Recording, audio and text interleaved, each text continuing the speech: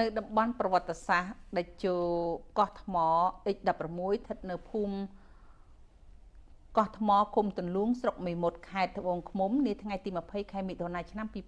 2026បានប្រារព្ធពិធីអបអរសាទរពិធីខួបអនុស្សាវរីយ៍លើកទី49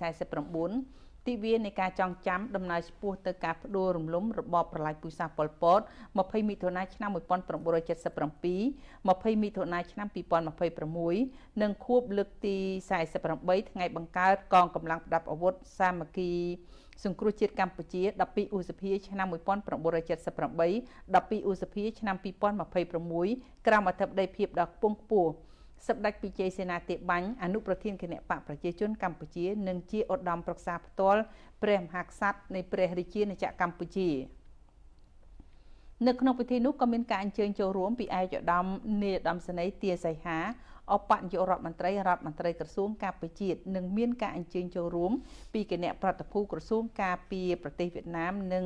ប្រតិភូខេត្តដុងណាយប្រទេសវៀតណាមផងដែរនៅក្នុងឱកាសនោះសម្ដេចពិជ័យសេនាធិបាញ់ព្រមទាំងប្រតិភូអមដំណើរបានអញ្ជើញទៅអុជធូបសូមសេចក្តីសុខសេចក្តីចម្រើននៅប្រាង្គព្រះអង្គគោកធ្លោករួចបន្តអញ្ជើញមកដាក់កម្រងផ្កានិងគោរពវិញ្ញាណក្ខន្ធនៅមហាចេតិយបន្តទៀតសូមបញ្ជាក់ថាការរៀបចំពិធីរំលឹកខួបអនុស្សាវរីយ៍លើកទី49ទិវានៃការចងចាំដំណើរឆ្ពោះទៅការផ្ដួលរំលំរបបប្រល័យពូជសាសន៍ប៉ុលពតនាពេលនេះបានប្រារព្ធធ្វើឡើងក្នុងស្មារតីចងចាំជានិច្ចនៅគុណូបការៈដ៏ឧត្តមឧត្តមចំពោះវីរភាពដ៏អង្អាចក្លាហានរបស់សម្ដេចអគ្គមហាសេនាបតីតេជោហ៊ុនសែនព្រមទាំងវីរកម្មាភិបាលវីរយុទ្ធជនយុទ្ធនារីប្រជាជននិងអ្នកស្នេហាជាតិដែលបានធ្វើមហាពលិកម្មបូជាសាច់ស្រស់ឈាមស្រស់ក្នុងសមរភូមិដើម្បីរំដោះមាតុភូមិចេញពីរបបប្រល័យពូជសាសន៍ប៉ុលពតដែលកាលនោះសម្ដេចតេជោគ្រាន់តែជាមេបញ្ជាការទ័ពមួយរូបបានចេញដំណើរភៀសខ្លួនទៅប្រទេសវៀតណាមជាមួយមិត្តរួមអាវុធដើម្បីស្វែងរកការជួយឧបត្ថម្ភក្នុងការ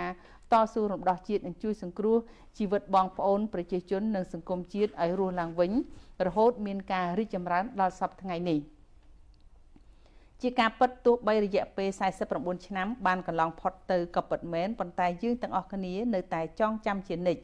ហើយថែមទាំងដិតដាមក្នុងក្រអៅបេះដូងរបស់យើងទាំងអស់គ្នាជានិច្ចកាលមិនអាចបំភ្លេចបានឡើយនៅគំរូវីរភាពដឹកនាំដ៏ឧត្តមឧត្តម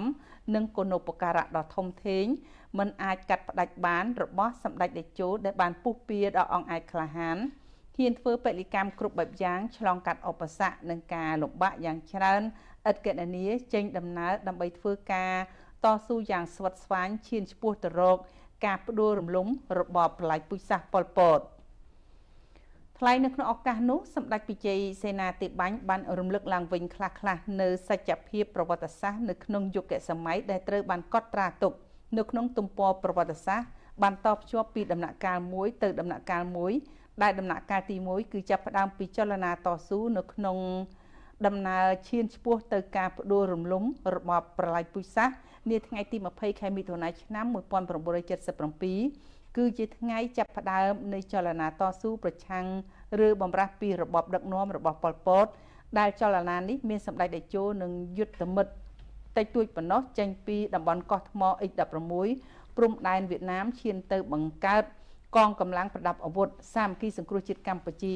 អង្គភាព125ដែលជាអង្គការចាត់តាំងយោធាដំបូងនិងការបង្កើតអង្គការចាត់តាំងនយោបាយដំបូងគឺរណសិរ្សសាមគ្គីសង្គ្រោះជាតិកម្ពុជា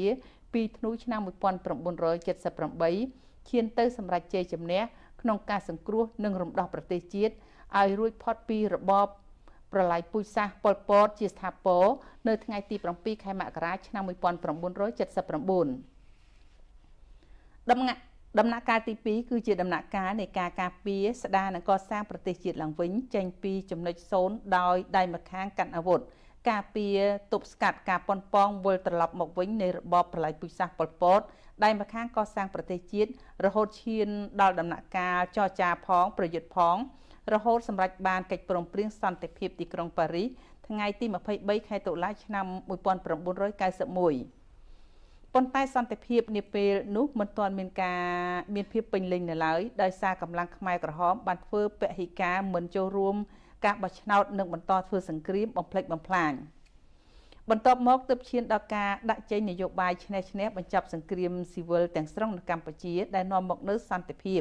និងការឯកភាពទឹកដីដ៏ពេញលេញជាប្រវត្តិសាស្ត្រដែលកម្ពុជាពុំធ្លាប់មានអស់រយៈកាលជាង500ឆ្នាំកន្លងមកដំណាក់កាលទី3គឺជាការបើកឡើងនៅទំព័រប្រវត្តិសាស្ត្រថ្មីមួយដែលមានលក្ខណៈបដូរផ្ដាច់ក្នុងការប្រឆាំងជាមួយនឹងបដិវត្តពណ៌ពោលគឺជាដំណាក់កាលថែរក្សាការពារសន្តិភាពដែលជាបុព្វបុត្រនៃការអភិវឌ្ឍប្រទេសជាតិនិងភាពសុខដុមរមនារបស់ប្រជាពលរដ្ឋកម្ពុជាទាំងមូលក្រោមដំបូលសុខសន្តិភាពដែលបានមកពីនយោបាយឈ្នះឈ្នះសម្ដេចវិជ័យសេនាធិបាញ់បានសង្កត់ធ្ងន់ថាសុខសន្តិភាពស្ថិរភាពនយោបាយបានគ្របដណ្ដប់លើផ្ទៃប្រទេសទាំងមូលក្នុងរយៈពេលជាង27ឆ្នាំកន្លងមកនេះបានបង្កលក្ខណៈសម្បត្តិសម្រាប់ធ្វើការអភិវឌ្ឍប្រទេសជាតិលើគ្រប់វិស័យក្រៅមកលុបសន្តិភាពប្រទេសជាតិមានការរីកចម្រើនបង្កើតសមិទ្ធផលជាច្រើននៅទូទាំងប្រទេសនិងបានបង្កលក្ខណៈកាន់តែអនុគ្រោះដល់ការគិតគូរតបស្នងសងគុណ